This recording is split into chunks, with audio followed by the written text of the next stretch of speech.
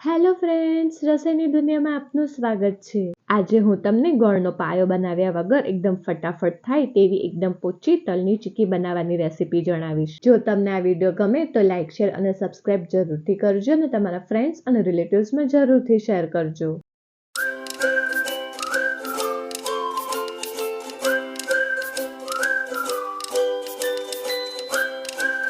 તલ સાંકળી અથવા તલની ચીક્કી બનાવવા માટે થઈને એક કઢાઈ મૂકીશું। તેમાં એક બાઉલ સફેદ તલ લઈશું। વજનમાં જોઈએ તો 250 ગ્રામ થશે। તેને મીડિયમ ગેસ ઉપર શેકીશું। તલ શેકાશે એટલે આવી રીતે ઉછળવાનું ચાલુ થશે એટલે ગેસ બંધ કરી દેવાનો રહેશે। હવે તેને એક ડીશમાં કાઢી લઈશું।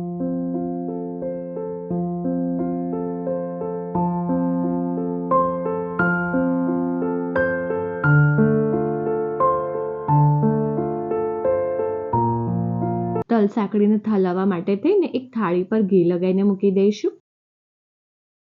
તે પછી તેજ કઢાઈ મૂકીશું। તેમાં 2 ચમચી ઘી એડ કરીશું।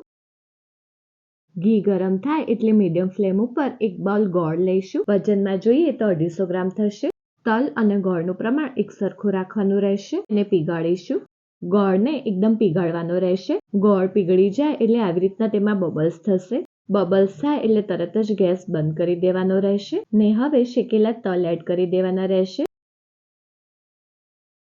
તેને મિક્સ કરીશું।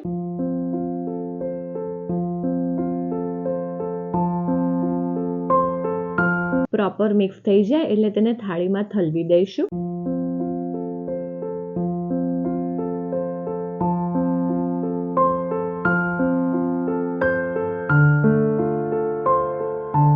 હવે એક વાટકી પર ઘી લગાવીને તેને આવી રીતે સેટ કરી દઈશું। સેટ થઈ જાય એટલે ગરમા ગરમ આવી રીતે ચપ્પાની મદદથી જ તેના પીસીસ કરી દઈશું।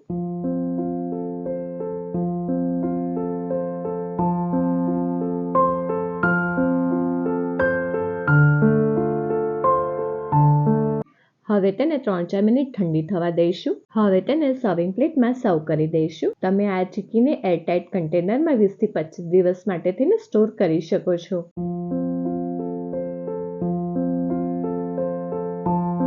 ફ્રેન્ડ્સ, તો ગોળનો પાયો બનાવ્યા વગર એકદમ ફટાફટ થાય તેવી તલની ચીક્કી રેડી છે। જો તમને આ વિડીયો ગમે તો મારા વિડીયોના કમેન્ટ સેક્શનમાં જરૂરથી કમેન્ટ કરજો। જો તમને આ વિડીયો ગમે તો લાઇક, શેર અને સબસ્ક્રાઇબ જરૂરથી કરજો અને તમારા ફ્રેન્ડ્સ અને રિલેટિવ્સમાં જરૂરથી શેર કરજો।